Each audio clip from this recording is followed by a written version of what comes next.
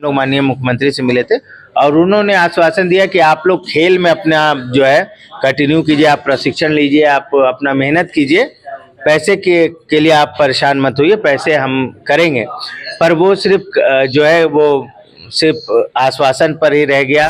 कहने को तो सुनने को बहुत अच्छा लगता है कि बच्चे एशिया कप खेलने जा रहे हैं, पर उसके पीछे की जो कहानी होती है कि कितना मुश्किलों से वो पहुंचे हैं, वो मुझसे ज़्यादा बेहतर ये बच्चे बताएंगे। सरकार की मदद ना होते हुए भी मैं इन बच्चों को इतना सिखा पाया कि इन्होंने एशिया कप में अपना स्थान बनाया। हम लोग हार नहीं मानेंगे। जब हम लोगों ने अपने विकलांगता से हार नहीं माना, जब हम अपनी गरीबी से हार नहीं माना, तो हम सरकार में बैठे हुए बाबू से भी हार नहीं मानेंगे। हम फिर एक बार, जब अभी हमारे बच्चे जाने के लिए तैयार है एशिया कप में, हम एक बार फिर सरकार के समक्ष, सीएम के समक्ष जाएंगे कि हम लोगों को जाने में इतना पैसा लग रहा है और हम लोगों को ये पैसा मुहैया कराया जाए। चूंकि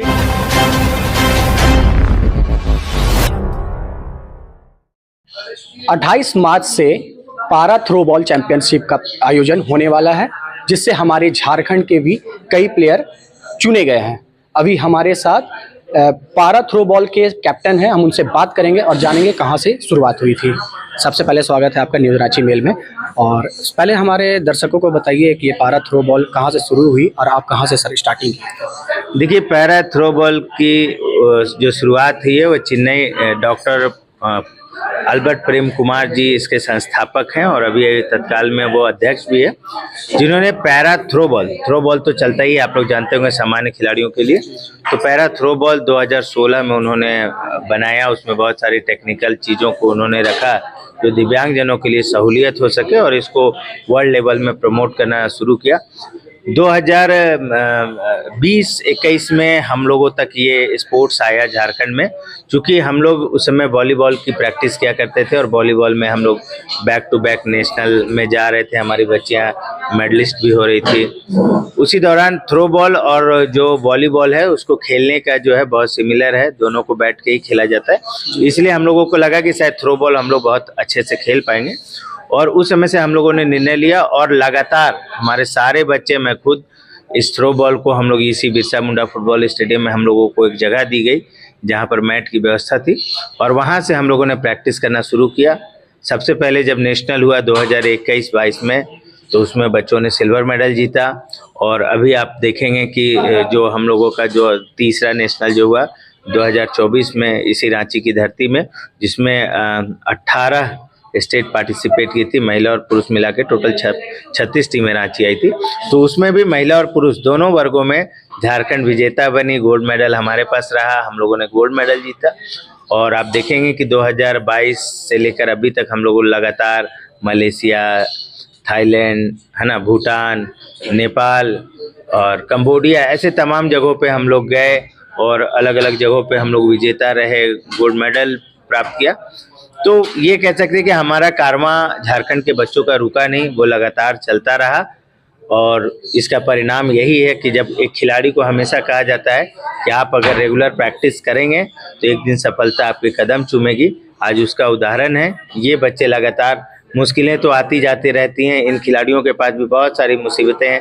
जब आप बात करेंगे तो आपको पता चलेगा कि कितनी मुसीबतों से आज यहाँ, कहने को तो सुनने को बहुत अच्छा लगता है कि बच्चे एशिया कप खेलने जा रहे हैं, पर उसके पीछे की जो कहानी होती है कि कितना मुश्किलों से वो पहुँचे हैं, वो मुझसे ज़्यादा बेहतर ये बच्चे बताएंगे। पर ये ज़रूर है कि आज सुकून देता है जब आप कोई काम करते हैं और वो एक सफलता की ओर जब पहुँच जाती है तो आपको सुकून मिलता है। मैं कह सकता हूँ कि आज मैं बहुत सुकून में हूँ, क्योंकि इसी टीम का मैं कप्तानी करूँगा इसी सीरीज में, और इसी सीरीज में 11 ऐसे खिलाड़ी मौजूद होंगे जिसको मैंने तैयार किया है। तो मेरे लिए बहुत गर्व और सुकून की बात है कि मैंने शायद सरकार की मदद ना होते हुए भी मैं इन बच्चों को इतना सिखा पाया कि इन्होंने एशिया कप में अपना स्थान बनाया। झारखंड से कितने बच्चे लोग का चयन हुआ है? झारखंड से टोटल 12 खिलाड़ियों का चयन हुआ है मुझे लेकर। मैं जो बॉयज़ टीम है उसका कप्तानी करूँगा, जिसमें 7 महिला है और 5 पुरुष है। जैसा आप कह रहे हैं कि सरकार से कोई भी सपोर्ट नहीं मिला है, तो क्यों नहीं मिला? और इससे पहले भी जो आप बता रहे हैं कि खेलने गए थे, क्या उस वक्त सपोर्ट मिला था? देखिए, जब हम लोग बाहर जा रहे थे तो हम लोग माननीय मुख्यमंत्री से ये बात कहे थे कि खिलाड़ियों को आने जाने में पैसा लगता है। ये बात आप लोग जानते हैं, सामान्य खिलाड़ियों का भी कई बार आप लोग इंटरव्यू करते होंगे तो जानते होंगे उनको पैसा लगता है, हमें भी पैसा देना होता है। पर हमारे खिलाड़ियों के पास, चूंकि हम तो खुद ही सरकार पेंशन देती है और ऐसे चीज़ों पे हमें कोई नौकरी प्रावधान नहीं हो पाता है, लोग प्राइवेट नौकरी देना पसंद नहीं करते दिव्यांगजनों को। पर इतनी मुश्किलों के बाद तो इन्हीं सब चीज़ों को लेकर हम लोग माननीय मुख्यमंत्री से मिले थे और उन्होंने आश्वासन दिया कि आप लोग खेल में अपना जो है कंटिन्यू कीजिए, आप प्रशिक्षण लीजिए, आप अपना मेहनत कीजिए, पैसे के लिए आप परेशान मत होइए, पैसे हम करेंगे। पर वो सिर्फ जो है वो सिर्फ आश्वासन पर ही रह गया।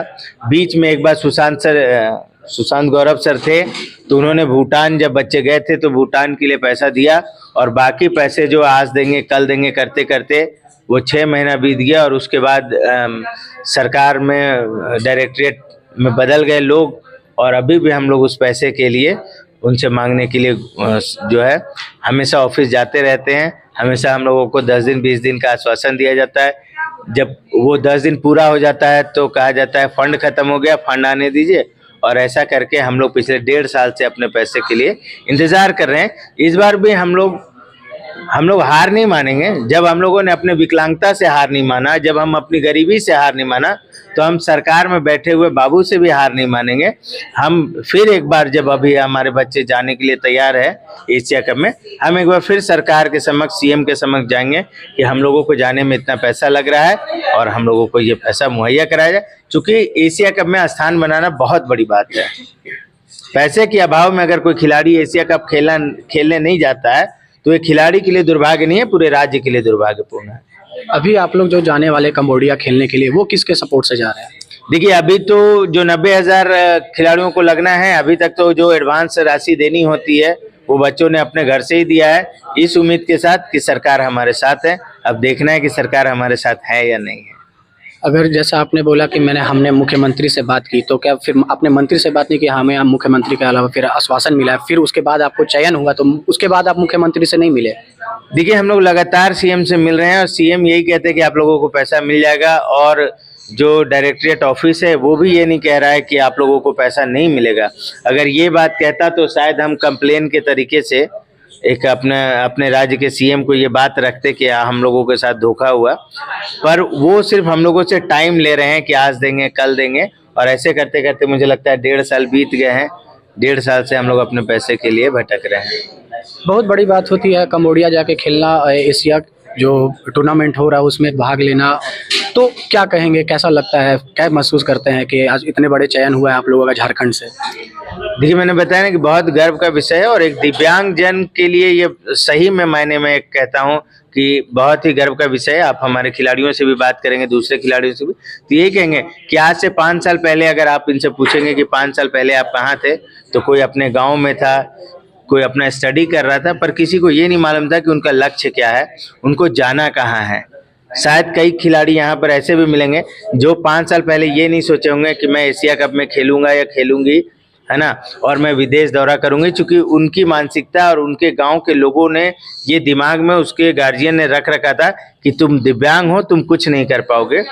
पर ये जो वाक्य है ये हम लोगों ने गलत साबित कर दिया। हम दिव्यांग हैं, हम बहुत कुछ कर सकते हैं और ये हम लोगों ने दिखा दिया। आज एशिया कप में है और निश्चित तौर पे उस दिन मैं और थोड़ा सा लाउडली और स्माइल करके बोलूँगा जिस दिन ये गोल्ड मेडल हमारे गले में होगा। ये बहुत बहुत बधाई आपको कि यार, दुआ करते हैं कि आप भी इस तरह से चीज़ें, आप लोगों को क्या मैसेज देंगे जो सब कुछ सुविधा मिलने के बावजूद भी वो कहीं ना कहीं रुक जाते हैं? देखिए, मैं अपने युवा साथियों को ये कहूँगा कि जैसे अभी हमारा देश पूरे नशे की ओर जा रहा है, मैं उन सभी साथियों, सभी युवाओं और जो सामान्य बच्चे हैं, सामान्य लोग हैं, उनको यही कहूँगा कि आप निराश मत होइए।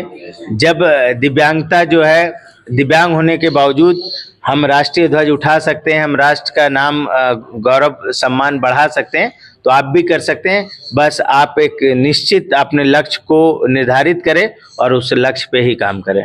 अपना परिचय दे दीजिए। मैं मुकेश कंचन, पैरा थ्रोबॉल अंतर्राष्ट्रीय खिलाड़ी।